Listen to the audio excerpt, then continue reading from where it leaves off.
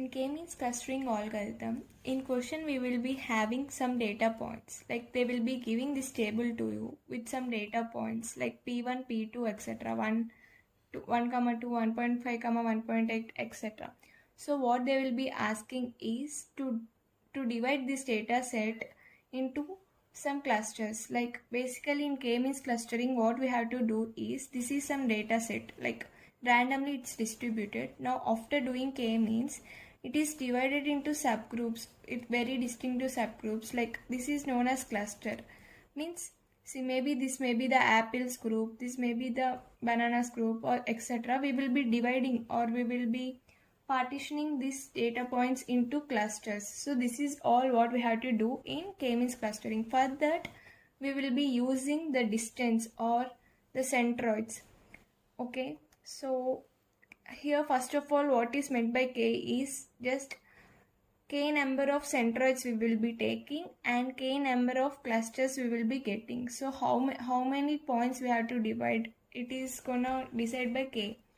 So now let's get into the question. So in question they may mention you the centroids initially, or if they don't mention, you can take whatever point you can by the value of k. If they given k equals to 2, then you can take 2 centroids. If they have given k equals to 3, you can take 3 centroids. Okay. So now let's calculate the distance. So what we have to do is, first of all, write a table, write the table, and now right here these are the centroids. In the given question, the centroids are p1 1, 2 and p3 5, 8. So let's calculate the distance between all the data sets to the centroids. So now using the formula Euclidean distance. So basically we need to apply this distance formula to all the data sets to find out the distance between data set and to the centroid. So what you will be doing is, for this to this, 1 minus 1 0, 2 minus 2 0, so root over 0 0. Next 1 minus 5 whole square plus 2 minus 8 whole square.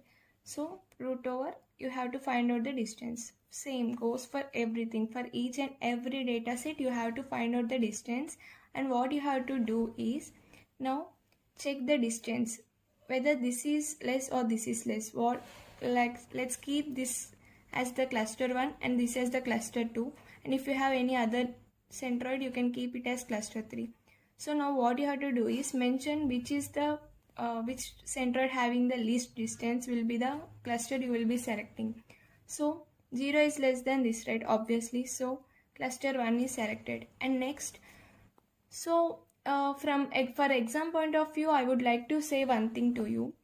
When there is very less time, you can't calculate all these distances, and you will be it's very time consuming, right? So this is where you have to use some smart work. So now don't calculate all these distances. You can clearly see, like, see here 0.5 whole square plus 0.2 whole square, 3.5 plus 6.2. Obviously, which is going to be the small? You only guess it. Don't need to calculate all this. See, when your time is like very less, you can't calculate all these things. So what you have to do? You have to do is write some distance, something. You can calculate up to 3 points, and you can write some values for these distances, and you can just, all you have to do is getting the correct cluster numbers here. So just write some value, and basically in common sense you have to know which is going to be the less distance. Obviously here also cluster 1 will be having less distance. Here cluster 2, right? Here 3, and here 7 square plus 6 square. Obviously second one is going to be the less one. And next here 1.4 and 4 square, this is going to be obviously big. So 1 is the cluster 1. And here 8 square plus 9 square and 4 square plus 3 square. Obviously this is going to be big. So cluster 2. So I hope you got how we are going to calculate these clusters, right? So this is how you are going to calculate the clusters. All you need to get is all these cluster points. So after getting these clusters, what you have to do is check cluster 1. For cluster 1, what points you have? P1 and P2 and P5, right? and cluster to what points you have? P3, P4 and P6, right? So you have to calculate the new midpoints, new centroids. So how you are going to calculate new centroids? So what you will be doing is P1, P2, P5. Take these 3 points and calculate the average. What do I mean by average is, see, P1 exponent is 1, 1.5 and also P5 is 1. So add all 3 expoints and divide by the total number of observations. Here there is no rule like you have to take only 3 or something. So if you have P1 and P2, then what you will be doing is x1 plus x2 by 2 and y1 plus y2 by 2.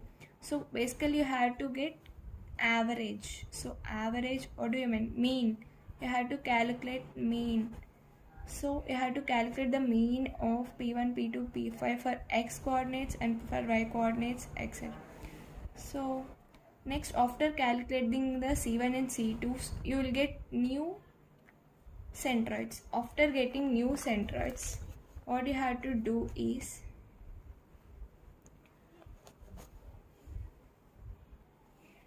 now find out the distance for these new centroids. Like now you have to wear these points and do the second iteration.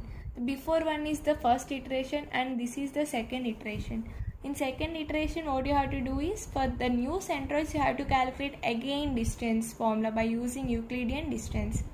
So as I have told you, you can use some common sense to know the which cluster is the you have to select it based on the distance. So now you can see here it is on points 1 minus 1.6 whole square plus all this. See, this is very much lengthy, so I will be giving in description a video where you can calculate using calculator this distance very easily. You can check it out, which is going to be very useful. You can calculate in seconds like this. So please go and check it. So after calculating the distances, which is going to be very less, that you have to select and you have to wear same again, you have to wear clusters. So this is going to be the new cluster. This is going to be the new cluster. Here you have to write 1 1. You will be getting some, maybe you will be getting 2 2 1 2. So up to, if they haven't mentioned how many iterations you have to do, then you have to do the iterations up to when you have to get both this cluster and both this new cluster same values. Did you got my point? Like if you have got the cluster 1 here, then you have to again iterate this thing to get the clusters where you have to get the before cluster and new cluster the same. Like there shouldn't be no change. So 1 1 1 1 2 2 2 2 1 1 and 2 2. So this is the whole procedure of k-means clustering. If they have given in question do up to 2 iterations and 3 iterations, you can just do the iterations and you can leave it. No need to get the same things. But if they haven't mentioned, you have to do until you got the new clusters. And finally what we have to write in answer is new centroids. What are the new centroids you got? That is going to be the answer. So